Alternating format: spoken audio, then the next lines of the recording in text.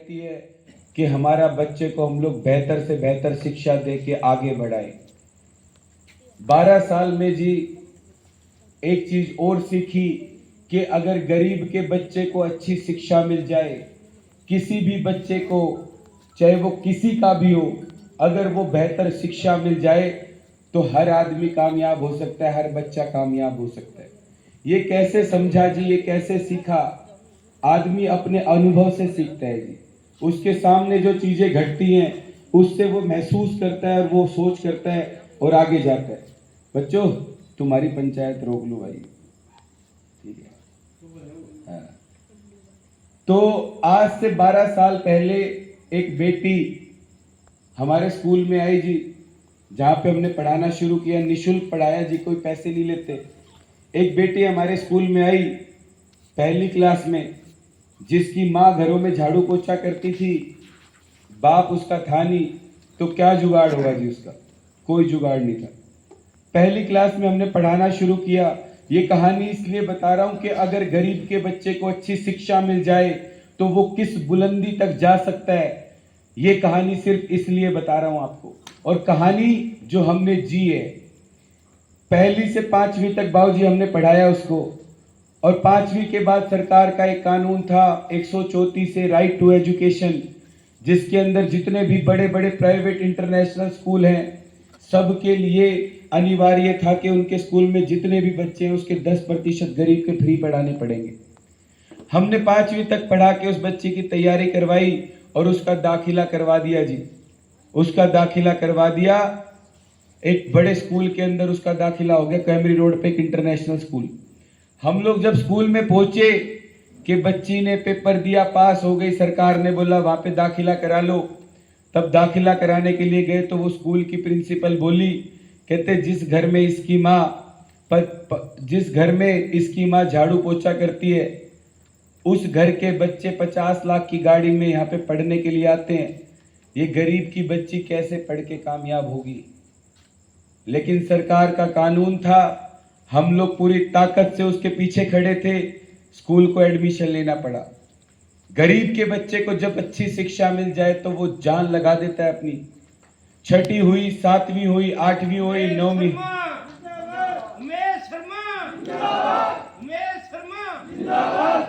तो जी 6ठी, 7वीं, 8वीं, 9वीं, 10वीं, 10वीं में जब वो बच्ची पहुंची और 10वीं का CBSE बोर्ड का इंटरनेशनल स्कूल का रिजल्ट आया, तो जिस घर में जिस माँ की बेटी को ये कहा जा रहा था कि ये कैसे पढ़ेगी, उसी माँ को उसी प्रिंसिपल ने फोन लगाया और बोली कि रिजल्ट आ गया, आपकी बेटी की फोटो दे दो। यूं बोली, क्या हुआ? कहते आपकी बेटी ने 96% अंक ला के स्कूल टॉप कर दिया। वो झाड़ू पोछा मारने वाले की बेटी स्कूल टॉप कर गई और मुझे आके बोली, कहती सर नॉन मेडिकल लेनी है, इंजीनियर बनना है। आज किसी को इंजीनियर बनाना है तो भाई साहब 3-4 लाख रुपए ट्यूशन चाहिए, इतने पैसे चाहिए हमें। लेकिन एक चीज आपको बताना चाहता हूं कि हमारे समाज में कहा जाता है बेटी अपना भाग्य खुद लेके आती है ऊपर से। उसको दाखिला करवा दिया और वो पढ़ने लगी जी, नॉन मेडिकल की पढ़ाई। 12वीं के अंदर IIT का पेपर दिया, इंजीनियरिंग का पेपर। उस झाड़ू पोछा मारने वाली की बेटी ने 14 लाख बच्चों ने पेपर दिया था और कुछ चुनिंदा बच्चों का पेपर पास हुआ। उस लड़की ने IIT मेंस का पेपर क्रैक किया और आज हिसार की सबसे बड़ी यूनिवर्सिटी में दाखिला ली। अग्रसेन भवन देखा होगा आपने, हिसार के अंदर देखा होगा। उस रेड़ी लगती है उसके सामने एक ही चाय की, उस रेड़ी पे जाके पूछना उमेश कौन है। वो एक रेड़ी वाला जी उत्तर प्रदेश से आया बाबूजी।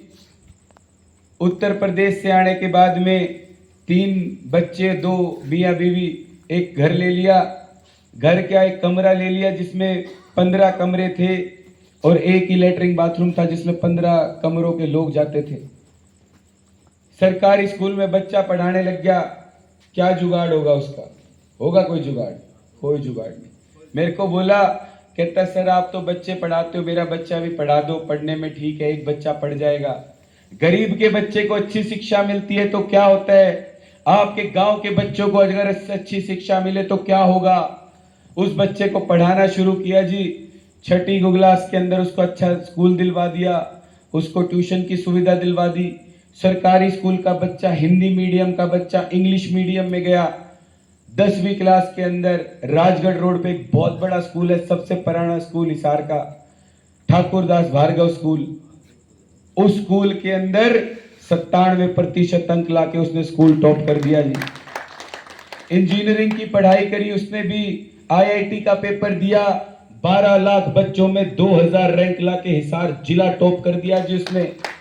और आज वो 3 साल से हिंदुस्तान के सबसे बड़े कॉलेज आईआईटी बनारस में पढ़ रहा है। अगले साल पास हो जाएगा, डिग्री लेके निकलेगा, और अगले साल पास होने के बाद कम से कम 50 से 70 लाख रुपए साल की नौकरी लगेगा। आप एक बात बताओ, जिसके घर में 10 से 15 हजार रुपए आते हैं, अगले साल से 5 से 7 लाख रुपए महीना आएगा, तो क्या जिंदगी बदलेगी भाई साहब? बदलेगी नहीं बदलेगी? उसकी बहन की शादी एक चाय वाले की बेटी के नाम से होगी, अफसर की बहन के नाम से होगी, अफसर की बहन के नाम से होगी। उसकी 7 पुश्तों की जिंदगी बदलेगी। किसके रास्ते? शिक्षा के रास्ते। हम लोगों ने हमेशा सुना कि डॉक्टर का बेटा डॉक्टर, अफसर का बेटा अफसर, और मजदूर का बच्चा मजदूर ही रह जाता है। हमने सुना नहीं, आप लोगों ने तो पूरी एक पीढ़ी देख ली होगी ऐसी। देखिए ना जी, ऐसा क्यों होता है? आप सब लोग ये सोचते होंगे कि गरीब के बच्चे के पास में इतने पैसे नहीं होते, गरीब आदमी के पास, कि वो इतने पैसे देके बड़े बड़े स्कूलों में दाखिला ले ले। यही सोचते हैं भाई साहब, सारे यही सोचते हो जी। लेकिन आप सारे के सारे गलत सोचते हो। अगली 1 मिनट के अंदर 2 सवाल के साथ साबित करूंगा कि आप गलत सोचते हो। पीली बसें आती है नहीं आती गांव में? आती है, आती है ना जी। जिस पीली बसों में बैठ के बच्चे जाते हैं, उसकी मैडम की तनख्वाह कितनी? 5000, 7000, 10,000, इतनी जी, इतनी भाई साहब। ठीक है, हिसार का जो सबसे बड़ा अफसर है उसका नाम है डीसी। डीसी से बड़ा तो कोई अफसर नहीं। डीसी का बच्चा जिस प्राइवेट स्कूल में पढ़ता है, उसकी मैडम की तनख्वाह 25 से 30 हजार रुपए। भाई साहब, इतनी है बड़े प्राइवेट स्कूल में? गलत तो नहीं बोल रहा? यानी कि जो गांव का बच्चा जिस प्राइवेट स्कूल में जाए, उसकी मैडम की तनख्वाह 10,000। डीसी का बच्चा जिस स्कूल में जाए, उसकी मैडम की तनख्वाह 25-30 हजार। और गरीब मनरेगा मजदूर का बच्चा, गरीब का बच्चा जिस सरकारी स्कूल में जाए, उसकी मैडम की तनख्वाह कितनी? 80,000, 1 लाख। यानी कि किसके पास ज्यादा पैसा है? किसके बच्चे पे ज्यादा पैसा खर्च हो रहा है? आप बताओ जी मुझे। गरीब के बच्चे पे हो रहा है ना जी, गरीब के बच्चे पे। लेकिन गरीब के बच्चे पे इतना पैसा खर्च हो रहा है और मजदूर का बेटा मजदूर बन रहा है। क्यों? क्यों? इस सवाल का जवाब अगर हम लोगों ने सोच लिया, तो हमारे गांव से आगे आने वाले वक्त के अंदर 8वीं 9वीं 10वीं फेल होके बच्चे नशेड़ी सुलपेड़ी नहीं बनेंगे। गांव में 8वीं 9वीं 10वीं फेल घूमते होंगे बच्चे? घूमते हैं नहीं घूमते जी? नशे के शिकार हो रहे हैं नहीं हो रहे? हो रहे हैं। अगर आज इस सवाल का जवाब हम लोग रात को लेके चले गए, तो आज हम लोगों ने जो 3 घंटे से बैठे हैं यहाँ पे, ये तपस्या सार्थक हो जाएगी। क्यों है ये बर्बादी? क्योंकि जो वोट का अधिकार हमें बाबा साहब अम्बेडकर ने इतने संघर्ष के बाद, इतनी लाठियां खाने के बाद, जिस वोट के अधिकार के लिए, जिस राजशाही को खत्म करके वोट का अधिकार स्थापित किया, हम लोग धर्म के नाम पे, जाति के नाम पे, पैसे के नाम पे उस सबसे बड़े अधिकार को बेच देते हैं। अगर जात के नाम पे भी कोई वोट डालता है तो वो भी वोट बेच रहा है। गलत तो नहीं बोल रहा बाबू? यानी कि हम लोगों ने क्या किया? हम लोगों को लगता है कि हम लोग चुनाव का हिस्सा हैं। हम लोगों को लगता है कि चुनाव का अंदर हम लोग वोट डालते हैं, लेकिन सच में यह है कि जी गांव में कोई वोट ही नहीं डालता। वोट कैसे डलते हैं कि गांव के अंदर कुछ समाज के कुछ ठेकेदार होते हैं जो ये कहते हैं कि 150 वोट मेरे पास, 200 मेरे पास। वही दारू बांट देते हैं, वही पैसे बांट देते हैं, और गरीब आदमी बेचारा लग जाता है उसके अंदर। और फिर गरीब आदमी तो एक ही बात कहता है जी, गांव गांव में एक ही बात सुनने को आई, कहते 5 साल पहले वोट ले गया था, और उसके बाद दिखा ही गोली। कहते हो नहीं कहते? अब एक बात बताओ, दुकान पे गए, लाला जी से 10 रुपए दिए, उसने कुरकुरे का पैकेट दे दिया, और घर आके आप ये सोचो कि हमने 10 रुपए उसे दिए, धन्यवाद भी करना हुआ, तो आओगा जी वो? आएगा कोई? नहीं आएगा। क्यों? उस नेता को ये लगता है कि मैंने तो पैसे देके, दारू देके वोट लिए, मैं क्यों जाऊं वहां पे, अगली बार फिर ले लूंगा, अगली बार फिर लोग आ जाएंगे। गलत तो नहीं बोल रहा भाई साहब कुछ? अगर हमारे बच्चे 8वीं 9वीं 10वीं फेल होके बर्बाद हो रहे हैं, देखो जी गांव में 2-3 तरह के लोग होते हैं। एक तो वो आदमी होता है जो अपने ही बच्चे को अपना बच्चा नहीं मानता, अपने पिए पड़े रहता है, और बच्चे चाहे भाड़ में, उसको कोई मतलब नहीं। होते नहीं होते जी? एक गांव में एक ऐसा आदमी होता है जो अपने बच्चों का तो ख्याल रखता है, लेकिन गली का बच्चा अगर कुछ उल्टा सुल्टा कर दिखे तो उसका भी कान पकड़ के ठीक करता है। होते हैं ना जी? और गांव के अंदर ऐसे लोग भी होते हैं जो पूरे गांव के बच्चे को अपना मानते हैं और अपने बच्चों की लड़ाई लड़ते हैं। होते हैं ना जी? तो मैं आज आप सब लोगों से एक ही बात कहने के लिए आया हूं जी। 12 साल से बच्चे पढ़ाए, राजनीति से कोई लेना देना नहीं था, राजनीति का कोई महत्व नहीं पता था, लेकिन क्या हुआ, पिछले 4 साल से इन्होंने हमारे बच्चे पढ़ाने बंद कर दिए। जो शिक्षा का अधिकार, राइट टू एजुकेशन है, उसको बंद कर दिया इन्होंने।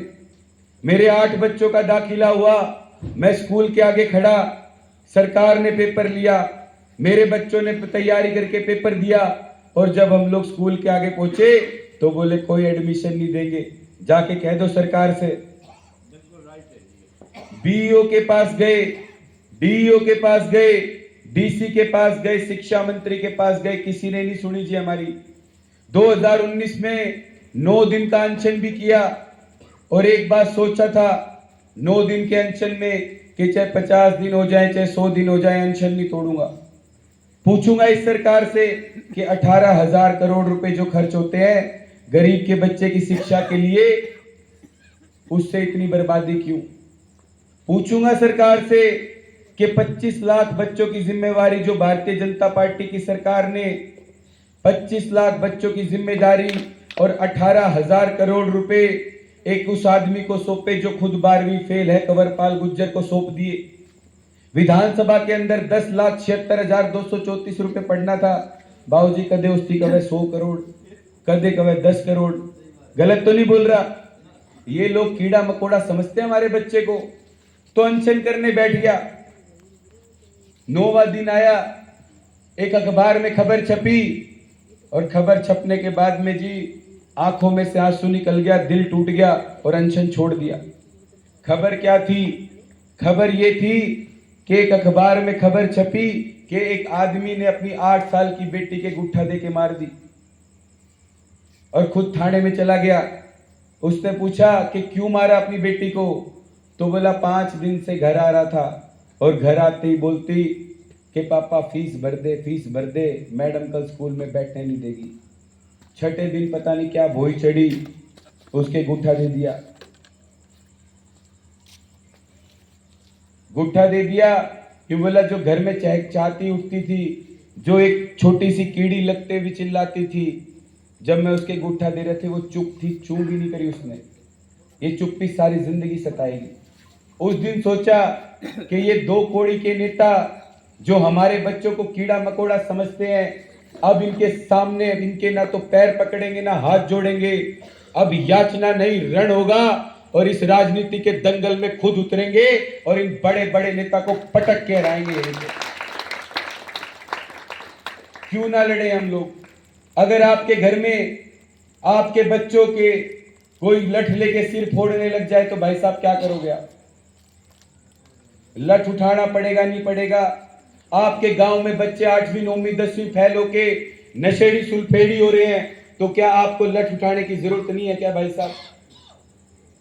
एक गांव के अंदर एक मां मुझे बोली, कहती ऊपर वाले के स्वर्ग नरक का तो पता नहीं, लेकिन जिसके घर में 9वीं फेल होके बच्चा नशे का आदी हो जाए, उस नरक को भोग के रोज मैं सोती हूं। गांव गांव में गया, बर्बादी का आलम पसरा है। मुकलाण गांव में भाषण दे रहा था तो 6 लड़कियां 6ठी 7वीं की आ गई और बोली देखो जी हमारे पानी की टंकी में सांप निकला, वीडियो दिखा रही मुझे। ये बात आर्यनगर में बताने लगा तो एक दादी उठ के बोली इनके सांप निकला, हमारे मरा हुआ बंदर निकला। मंगाड़ी गांव के अंदर 14,000 वोट का गांव है, भेड़ बकरी समझते हैं, गिनती भेड़ बकरी की तरह करते हैं। सरसाणा गांव में इतने वोट, तो चलो भाई यहां थोड़ा जोर लगाते हैं। 14,000 के वोट के गांव में मंगाड़ी में लड़कियों के पास कॉमर्स मैथ और साइंस नहीं।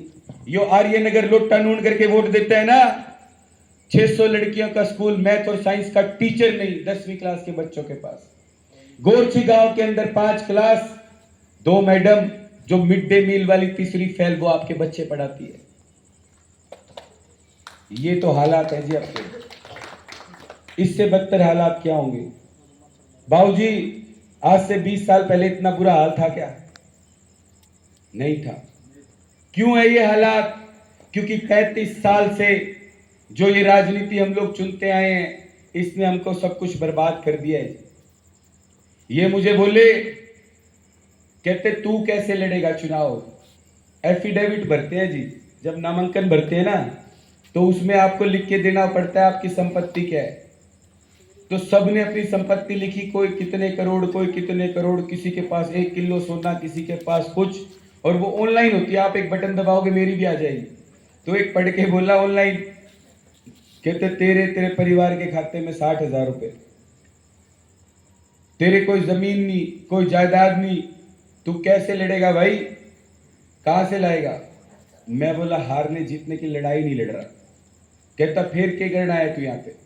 मैं बोला जगाने की राजनीति कर रहा हूं, जगाने की राजनीति कर रहा हूं। जिस दिन गरीब बच्चे की माँ, जिस दिन गरीब बच्चे की दादी, जिस दिन गरीब बच्चे का परिवार, जिस दिन एक गांव अपने बच्चों की शिक्षा के अधिकार के लिए खड़ा हो जाएगा, उस दिन ये बड़े बड़े पैसे वालों की सत्ता ताश के पत्तों की तरह ढहेगी, ताश के पत्तों की तरह। क्यों ना लड़ाई लड़े भाई साहब हम? आप सब लोगों को मेरे साथ मिलके क्यों लड़ाई नहीं लड़नी चाहिए? मैं तो सीधा सवाल पूछता हूं। ये कहते हैं इस लड़के को हराओ, ये लड़का जीत गया तो एक बात स्थापित हो जाएगी कि गरीब के बच्चे को, जो कहते हैं ना ये कि गरीब आदमी शिक्षा नहीं चाहिए, ये तो दलिया खुआने के लिए भेजता है। कहते नहीं कहते भाई साहब? कहते हैं ना। अगर आज आपने मेरा साथ दे दिया, अगर आज आपने मेरी बात सुनी, तो पूरे दुनिया के अंदर एक संदेश जाएगा कि गरीब को दलिया नहीं चाहिए, उसको शिक्षा चाहिए। अगर आज आपने मेरा साथ नहीं दिया तो पूरी दुनिया में संदेश जाएगा शिक्षा फिक्षा कुछ नहीं चाहिए, ये तो दारू पैसे से इलेक्शन लड़ा जाएगा। चुनाव आपको करना है जी। और एक चीज ये बता दिया मैंने कि मैं इंजीनियर हूं, 12 साल बच्चे पढ़ा के आया हूं, कामयाब करके आया हूं। क्यों राजनीति कर रहा हूं ये भी मैंने आपको बता दिया जी। अब हम लोग राजनीति में अगर जीते तो हम लोग क्या करेंगे वो मैं आपको बताने आया।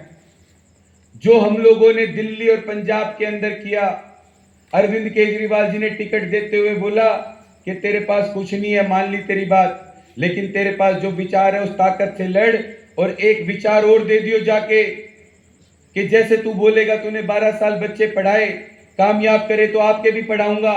तो वैसे ही अरविंद केजरीवाल जी ने बोला कि उन्हें जाके बोल दियो, आपके खेड़े गांव का पास में ही लगता है ना आपके यहाँ पे गांव, सिवानी के पास में तलवंडी बादशाहपुर नलवा में आता है, उससे 2 गांव छोड़ के है ना जी। अरविंद केजरीवाल जी बोले, कहते जो काम मैंने दिल्ली पंजाब में करे नलवा के सब मेरे बुजुर्गों को, मेरे भाइयों को बता देना कि जैसे ही आप झाड़ू का बटन दबाओगे, आम आदमी पार्टी की सरकार बनाओगे, तो आपके सरकारी स्कूल के अंदर सारी सुविधाएं करेंगे, आपके हर क्लास को स्मार्ट क्लास बनाएंगे, सारी टीचरें पूरी करेंगे, सारी टीचरों को ट्रेनिंग करेंगे, बाहर सिक्योरिटी गार्ड लगाएंगे, टीचर को जो क्लर्क का काम दिया हुआ है वो सारा काम हटवाएंगे, आपके स्कूल के सीसीटीवी कैमरे लगवाएंगे हर क्लास में कि आप फोन पे देख सकोगे कि मैडम पढ़ा रही है नहीं पढ़ा रही। आपके सरसाणा गांव के सरकारी स्कूल को ऐसा स्कूल बनाएंगे कि बड़े बड़े इंटरनेशनल स्कूल फेल हो जाएंगे, ये पहली गारंटी है। दिल्ली के अंदर भी लोग सोचते थे कि यार सरकारी स्कूल ठीक कैसे हो सकते हैं, लेकिन हुए। 6 लाख बच्चे प्राइवेट छोड़ के सरकारी में आ गए। एक स्कूल बनाया जी बाबा साहब के नाम पे, BR Ambedkar school of excellence. आपके गांव के अंदर पिछले 10 साल में कोई आज बच्चा सरकारी स्कूल में पढ़ के डॉक्टर निकला हो तो बताओ जी। नहीं, पूरे नड़वा में नहीं निकला, पूरे हरियाणा में नहीं निकला। दिल्ली के अंदर एक स्कूल बनाया बाबा साहब अम्बेडकर के नाम पे, 455 बच्चों ने, सरकारी स्कूल के 455 बच्चों ने डॉक्टरी का पेपर दिया, नीट का। 455 बच्चों में से 447 बच्चों ने डॉक्टरी का पेपर पास करके बता दिया कि गरीब के बच्चे को अच्छी शिक्षा मिले तो वो भी डॉक्टर बन सकते।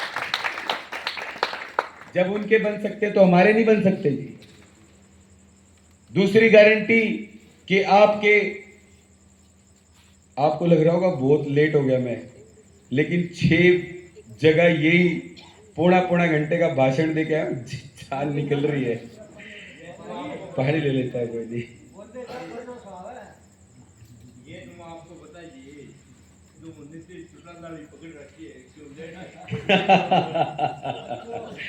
दूसरी गारंटी ये है बाबूजी कि आपके जो मेडिकल सेंटर हैं, गांव में मेडिकल सेंटर है ना, एक आदमी मुझे मिला जी, यूं बोला रात को पिताजी के छाती में दर्द हो गया, मेडिकल पे गया, जो गांव में है वो बंद। हमने सोचा गैस का दर्द होगा, चूर्ण दे दी, फाकी दे दी, गैस की गोली दे दी। पिताजी सुबह उठे ही नहीं। बोला 50 रुपए की औकात नहीं है मेरे पिताजी की इस सरकार की नजरों में। 50 रुपए का टेस्ट होता है ECG का, जिससे ये पता चल जाता है गैस का दर्द है या हार्ट अटैक है। 50 रुपए तक की सुविधा नहीं है गांव के अंदर। गलत तो नहीं बोल रहा भाई साहब? ठीक है।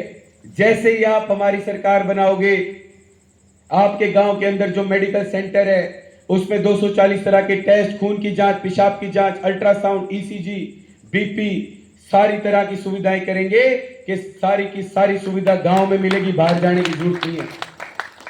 पंजाब में भाई साहब 1000 सेंटर बनाए, 2 साल के अंदर 2.5 करोड़ लोगों ने अपना इलाज गांव में ही करा लिया। आपके अगर बुखार हो जाए गांव में तो 550 रुपए का टेस्ट होता है डेंगू का, लोग करा ही नहीं करा पाते तो 2 दिन गोली लेते हैं, 3 दिन टिक्के लगवाते हैं, शहर जाते हैं तो बोलते हैं 5000 प्लेटलेट रहेगी, बचना मुश्किल। भोगी है नहीं भोगी ये चीजें?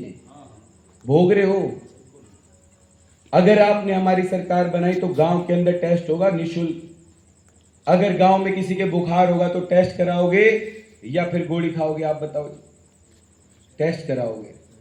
तो ये दूसरी गारंटी है। पंजाब और दिल्ली में करिए, यहां पे भी करेंगे। तीसरी, बिजली के बिल आते हैं नहीं आते थे जी? बिगन एक ताई बोली ना मैं बताता हूँ उसका इलाज। हाँ मेरे को देना, मेरे को पहले तो 5 तारीख की वोट दो, ठीक है? फिर सुनो तो सही, सुनो 5 तारीख को वोट डालो और 8 तारीख को सारे बिल पाड़ के फेंक देना। 8 तारीख से बिजली के बिल 0 आने शुरू हो जाएंगे जी, 0। अब भाई साहब सोचेंगे कि बिजली का बिल को करो उसके, जिस तरह दिल्ली के अंदर यूं बोला करते ना कि सरकारी स्कूल का बालक डॉक्टर किस तरह बन सके। तो बात सुनो, 600 यूनिट बिजली फ्री होगी। 600 यूनिट का मतलब है भाई साहब, 600 यूनिट तक होता है ना तो 7 का मार्जिन आ जाता है भाई साहब, 7-8 रुपए। यानी कि 4 से 5 हजार रुपए अगर आपका बिजली का बिल 2 महीने का आ रहा है तो कितना हो जाएगा? 0। पंजाब के अंदर पिछले 2 साल से अगर गांव में 100 घर है ना तो 95 घरों का बिल आ रहा है 0। जब दिल्ली और पंजाब में हो सकता है तो यहां क्यों नहीं हो सकता? और जो ये जात की राजनीति में फिरे हुए लोग हैं, जो ये दारू की राजनीति करते हैं, दारू की तो पेटियां भाएंगे। एक गांव में मैं कर रहा था, सबसे ज्यादा दारू बांटनी आदमी यूं बोला, फ्री फरा क्यों करो? फ्री करोगे तो कर्जे में चले जाओगे। मैं दारू की पेटी जब बांटने से कौन हो जाते तुम कर्जे में? समझ रहे हो? गरीब आदमी को कोई सुविधा नहीं मिलनी चाहिए, ये चाहते हैं लोग। हाँ, अंकल जी के लिए, बाबू जी के लिए ताली बजा दो।